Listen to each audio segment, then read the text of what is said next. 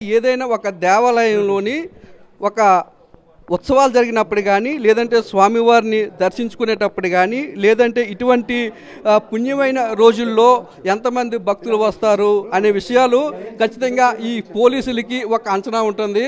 ఇక్కడ మనం కవర్ చేస్తున్న దాన్ని కూడా పోలీసులు ఇక్కడ నుండి వెళ్ళిపోమని చెప్తున్నారు. డిఐజీ గారు వస్తున్నారు, ఇక్కడ మీరు కవర్ చేయడానికి అవకాశం కూడా లేదని చెప్తున్నారు. ఇక్కడ ఒక 2 నిమిషాలు కూడా మీరు చెప్పడానికి మీరు మమ్మల్ని నేనేమనలేదు, నేను మిమ్మల్ని నేను మీతో ఆర్గ్యుమెంట్ చేయలేదు. ఇలాగ మీరు మాతో ఆర్గ్యుమెంట్ చేసే బదులు మీరు సెక్యూరిటీ కల్పించేలాగుంటే 10 మంది ప్రాణాలు పోయి ఉండేవి కాదు.